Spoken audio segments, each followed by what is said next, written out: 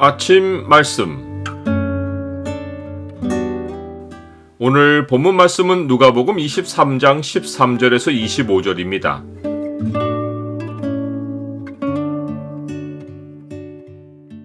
세상 정치 논리를 경계하고 주와 함께 의의 길을 걸으라. 오늘 본문을 죄의 창으로 보면 세상에 공의가 없는 증거가 무엇인지가 보입니다. 죄의 창을 보여주는 구절은 23장 18절과 19절입니다. 무리가 일제히 소리질러 이르되 이 사람을 없이하고 바라바를 우리에게 놓아주소서 하니 이 바라바는 성중에서 일어난 밀란과 살인으로 말미암아 옥에 갇힌 자러라. 빌라도만 아니라 헤롯도 예수님에게서 죄를 찾지 못하여 예수님을 다시 빌라도에게 보냈습니다. 이제 빌라도는 예수님을 고발한 대제사장들과 관리들과 백성을 다시 오라고 해서 예수님을 놓아주려 했습니다.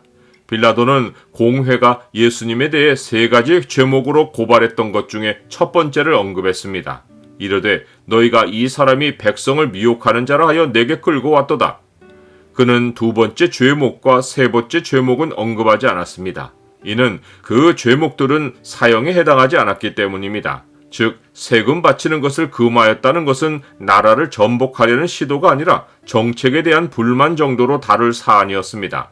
또한 예수님이 자칭 왕 그리스도라고 했다는 것은 어느 권력자라도 심각하게 여길 사안이었지만 이것이 로마 황제에게 위협이 되기는커녕 갈릴리의 분봉 왕 헤롯은 예수님을 신문한 후 빛난 옷을 입혀 빌라도에게 도로 보냈습니다.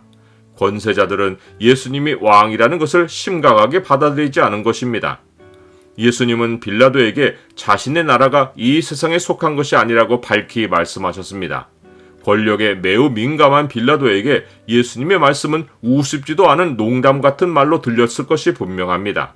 동시에 그는 예수님을 유대인의 왕으로 고발한 자들이 예수님을 시기하여 고발했다는 사실을 알아차렸습니다. 빌라도가 헤롯으로부터 예수님을 다시 이양받았을 때 예수님에게서 굳이 죄를 찾자면 첫 번째 죄목밖에 없었습니다. 곧 백성을 어긋나는 길로 선동하여 백성이 로마에 항거하겠다는 것입니다. 그러나 이 사안에 대해서 그나 헤롯이나 전혀 죄를 찾지 못하였기에 예수님을 때려서 놓겠다고 판결을 내렸습니다.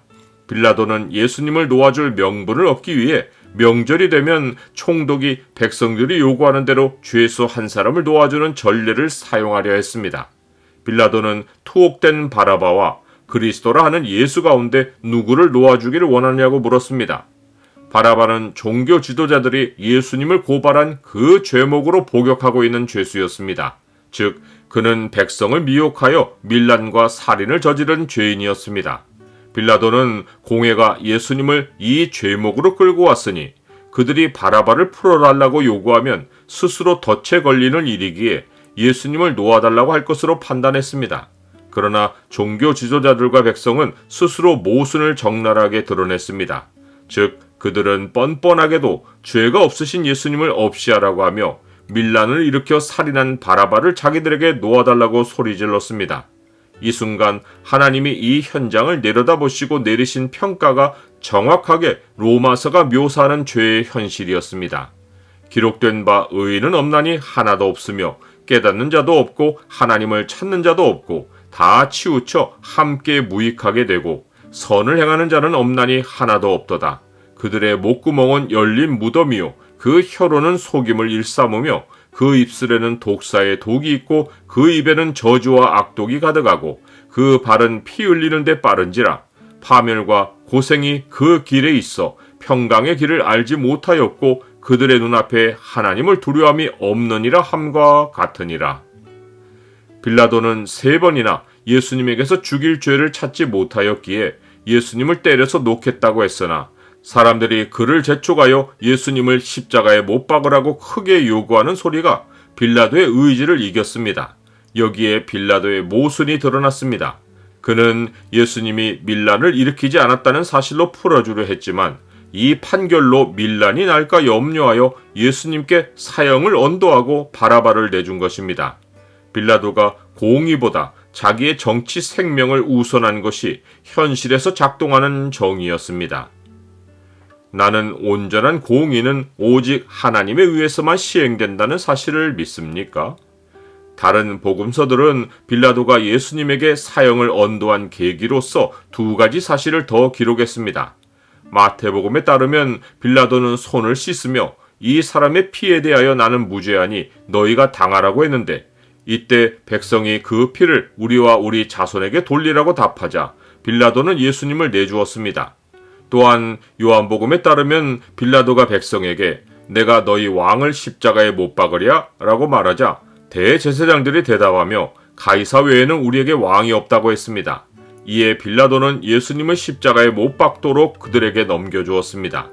의인의 피를 흘리는 것과 하나님을 버리고 우상을 섬기는 것은 악인과 배역한 백성의 전형적인 표시입니다.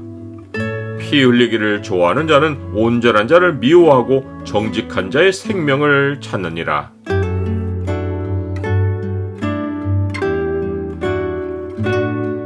주님, 세상은 사사로운 이익을 위해 공의를 버리고 악을 선택해도 부끄러움을 느끼지 않습니다.